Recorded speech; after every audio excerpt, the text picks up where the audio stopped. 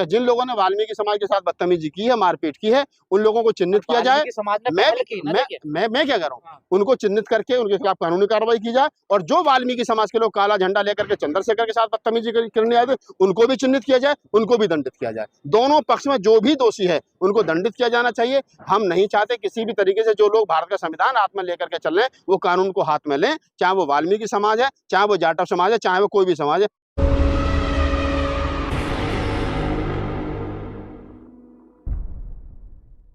चंद्रशेखर को काले झंडे दिखाए गए और वहां पर मारपीट हुई आपस में, कुछ वाल्मीकि समाज के लोग थे और कुछ जाटव या चमार समाज के लोग। कैसे देख रहे हो इस माहौल को? दुखद है, नहीं होना चाहिए पहली बात। और जिन लोगों ने चंद्रशेखर को काले झंडे दिखाए तो निश्चित रूप से जैसा मुझे पता चला है कि वो लोग वाल्मीकि समाज के लोग थे जिन्होंने चंद्रशेखर को काले झंडे दिखाए, तो उनको नहीं दिखाने चाहिए थे। और उसके बाद में जिन लोगों ने मारपीट की, तो मारपीट की नौबत क्यों आई, पहले तो ये चेक करना चाहिए, गलती किसकी थी ये जांच का विषय है, लेकिन मारपीट नहीं होनी चाहिए थी। मैं दोनों बात का विरोधी हूँ। दूसरी बात यह है कि वर्तमान समय में जो हालात बने हुए हैं उत्तर भारत में, खासतौर से 5, 7, 6 राज्यों में, उत्तर प्रदेश में, बिहार में, छत्तीसगढ़ में, राजस्थान में, मध्य प्रदेश में, पंजाब में, हरियाणा में, दिल्ली में, यहाँ जो जाटव चमार वर्सेस वाल्मीकि हुआ है ये गलत है, ये नहीं होना चाहिए था। हमने पहले दिन से समझाने की कोशिश की है, लेकिन उसके बावजूद भी समझने को तैयार नहीं है कोई सा भी वर्ग। तो ये कहीं ना कहीं आने वाले समय पर दोनों समाज के लिए नुकसानदायक है। और ये जो आरएसएस और बीजेपी के इशारे पर कुछ लोग कर रहे हैं, उसमें भी वाल्मीकि समाज का वो बुद्धिजीवी वर्ग जो चीजों को समझता है, जो अम्बेडकरी, फूले अम्बेडकरी आंदोलन में पिछले 20-30 साल से है, लेकिन अगर वो आज भी उस बात को नहीं समझ करके, उस एकाकी को तोड़ करके और वर्गीकरण के पक्ष में जिस प्रकार से पिछले 1 महीने से या लगभग 20 दिन से उसने शोर शराबा कर रखा है, वो गलत है, नहीं होना चाहिए था। चंद्रशेखर को काले झंडे दिखा करके आप क्या करोगे? चंद्रशेखर कोई ना तो मुख्यमंत्री है, ना जस्टिस है, ना प्रधानमंत्री है, ना सरकार में है, ना सरकार का हिस्सा है। आप चंद्रशेखर को काले झंडे क्यों दिखा रहे हो? तो वो नहीं दिखाने चाहिए थे। और उसके बाद में हमने पैसा दिया, हमने सांसद बनाया, हमने वोट दिया, अब हमारे साथ नहीं आ रहा चंद्रशेखर। देखिए, अगर ये डिटेल में जाओगे तो फिर मैं कुछ कहूंगा, तो फिर कहेंगे कि राहुल नागपाल ऐसे बोल गया। पहली बात तो नगीना सीट पर वाल्मीकि समाज की इतनी वोट ही नहीं है कि वो किसी को सांसद बना दें या किसी को सांसद हरा दें।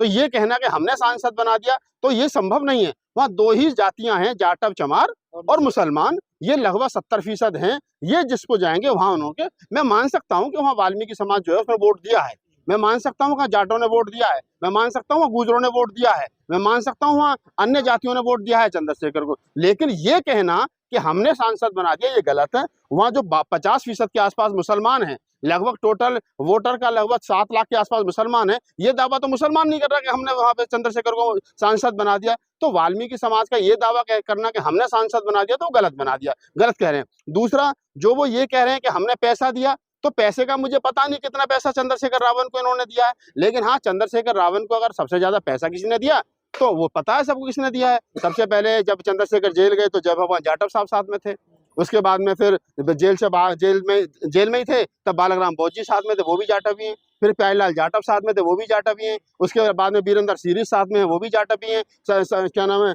एडवोकेट सुरजीत सम्राट थे तो वो भी जाटव ही हैं। कनक सिंह थे तो वो भी जाटव। तो ज्यादातर तो जाटव ही रहे साथ में, फाइनेंसर जो बड़े फाइनेंसर हैं। मैं मान सकता हूँ कि हाँ, कुछ वाल्मीकि समाज के हमारे साथी हैं जो संपन्न है, शायद उन्होंने कुछ आर्थिक सहयोग किया होगा, चुनाव में भी किया होगा, लेकिन पूरा दावा करना कि हमने ये कर दिया, हम नहीं होते तो ये नहीं होता, तो गलत है। नागपाल जी, जिस बात का डर सता रहा था वही होने लगा ना। देखिए, कल की घटना को लेकर तो बड़ा डर का माहौल है। देखिए, अभी तक तो ठीक है, बातों से बर्बली आप लोग कर रहे थे एक दूसरे पे, लेकिन अब तो हमले की भी तो तैयारी होगी ना। देखिए, हमला होने लगा। नहीं, मैं वही कह रहा हूँ कि गलत है, दुखद है, नहीं होना चाहिए।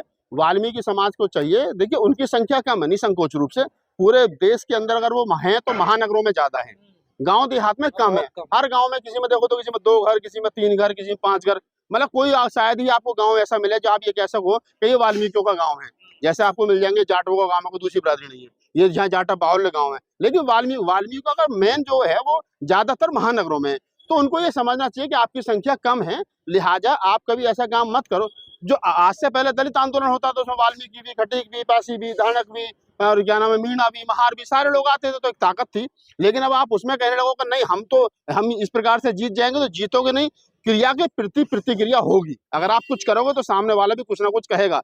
तो मैं समझ सकता हूँ कि पहली बात तो जांच का विषय है, और जिन लोगों ने वाल्मीकि भाइयों पर जिस प्रकार से लाठी चलाई है या उनको जख्मी किया है, उन लोगों को चिन्हित किया जाना चाहिए, उनके खिलाफ कानूनी कार्रवाई होनी चाहिए। भीड़ थी ना, देखिए जनसभा हाँ, हो तो रही थी ना। भीड़ भीड़ में कौन लोग थे, उनको चिन्हित करो ना। हाँ। उनको उनके खिलाफ कानूनी कार्रवाई होनी चाहिए। हाथा देखिए, मैं हिंसा का समर्थन किसी भी लेवल पर नहीं करता। हाँ। मैंने भारत बंद से पहले भी एक दिन ये कहा था कि हम हिंसा का समर्थन नहीं करते हैं, इसलिए हम नहीं चाहते कि भारत बंद वैसा हो जैसा 2 अप्रैल 2018 को हुआ था। हम ये चाहते हैं कि भारत बंद हो लेकिन सांकेतिक हो। तो हमने पहले दिन से, और आज भी मैं कहता हूं कि जिन लोगों ने वाल्मीकि समाज के साथ बदतमीजी की है, मारपीट की है, उन लोगों को चिन्हित किया जाए। समाज ने मैं पहल की ना, मैं क्या कर रहा हूँ, हाँ। उनको चिन्हित करके उनके खिलाफ कानूनी कार्रवाई की जाए, और जो वाल्मीकि समाज के लोग काला झंडा लेकर के चंद्रशेखर के साथ बदतमीजी करने आए थे, उनको भी चिन्हित किया जाए, उनको भी दंडित किया जाए। दोनों पक्ष में जो भी दोषी है उनको दंडित किया जाना चाहिए। हम नहीं चाहते किसी भी तरीके से जो लोग भारत का संविधान हाथ में लेकर के चल रहे हैं वो कानून को हाथ में लें, चाहे वो वाल्मीकि समाज है, चाहे वो जाटव समाज है, चाहे वो कोई भी समाज है, हम उसका विरोध करते हैं।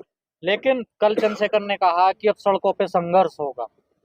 मतलब ये चंद्रशेखर भाई ने बात कही है कि सड़कों पे संघर्ष होगा, तो क्यों होगा, किस लेवल पर होगा, क्या जरूरत है? अब सुन ही नहीं रही है। सरकार के खिलाफ तो सड़कों पर संघर्ष होना ही चाहिए, उसके लिए नो डाउट। लेकिन अब कोई ये कहने लगा चंद्रशेखर के इस स्टेटमेंट का गलत मतलब निकालने लगे कि इसलिए कहा है कि वाल्मीकि के खिलाफ सड़क पर आंदोलन होगा, तो मैं उसके पक्ष में नहीं हूँ। 11 तारीख की उन्होंने कॉल दे दिया, 11 तारीख को रामलीला मैदान में पार्टी एक बड़ा प्रोग्राम कर रही है, वो मुझे भी पता है। आजाद समाज पार्टी, भीम आर्मी भारत एकता मिशन एक बड़ा आयोजन जो है वो कर रहे हैं। तो वो ताकत दिखाना है, सरकार पर दबाव बनाना है, क्योंकि फिर शीतकालीन सत्र जो लोकसभा का शुरू होगा, तो उसमें हमें अपने समाज के हक हकूक की बात उठाने के लिए ये करना पड़ेगा। और देखिए, लड़ाई रोड पर भी लड़ी जाएगी और संसद में भी लड़ी जाएगी, ये बात चंद्रशेखर भी कह चुके हैं और हम भी पहले दिन से कह रहे हैं।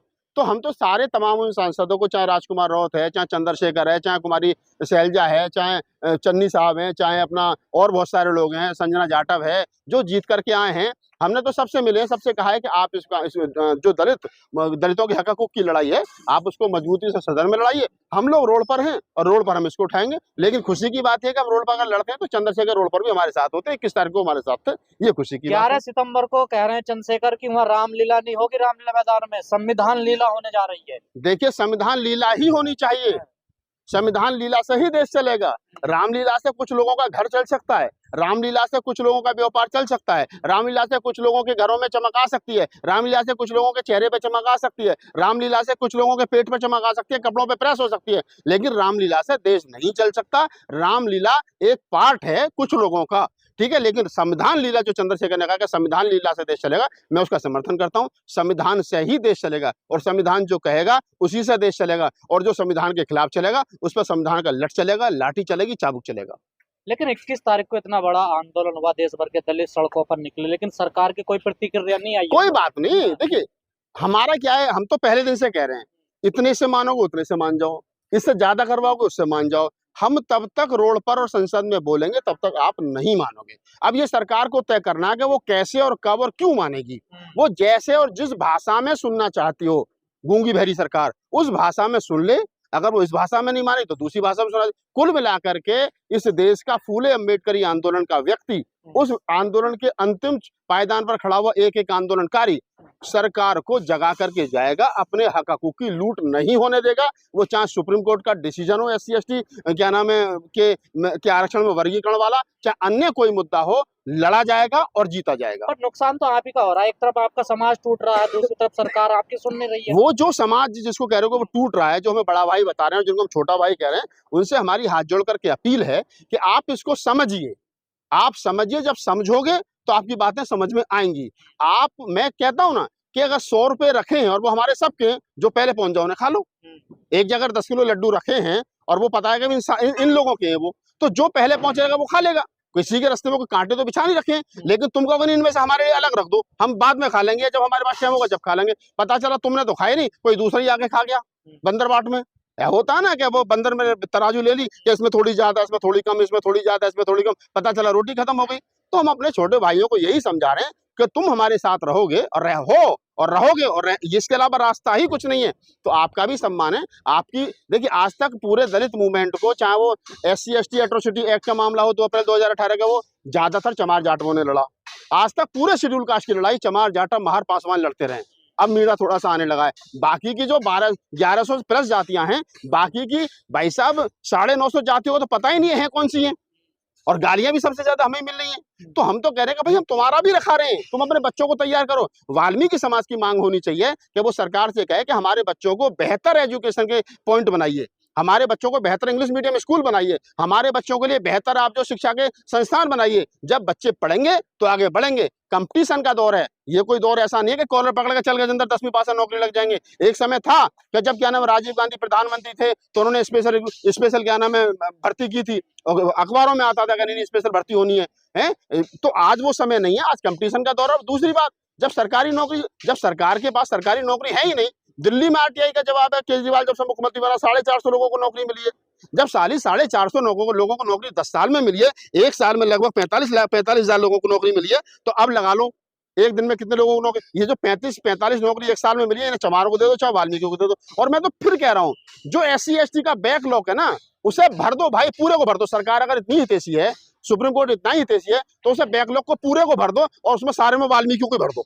भरो सरकार में हिम्मत। लेकिन कल की घटना से आपको नहीं लग रहा जो लोग चाहते थे वैसा ही हो गया, आपस में लड़ के चमार जाट? देखिए, RSS यही चाहती थी। देखिए, RSS और बीजेपी का शुरू से रहा है, उसने मुसलमानों को लड़वाया, सवर्ण मुसलमान, शेख मुगल पठान, और उधर क्या नाम पसमंदा मुसल, दोनों में जुत्रम पुत्रम करवा दी। फिर 3 तलाक वाला मामला लिया है, तो उनमें जो बहुत ज्यादा पढ़े लिखे थे और बहुत ज्यादा वो थे, तो उनमें जुत्रम पुत्रम करवा दी। पीछे OBC में जुत्रम पुत्रम करवा दी, ठीक है, किसानों में जुत्रम पुत्रम करवा दी। अब ये शेड्यूल कास्ट के लोग रह गए थे, इन बार इनमें जूता बजवा दिया। तो मोदी जी का काम है, उनका है सबका साथ सबका विकास।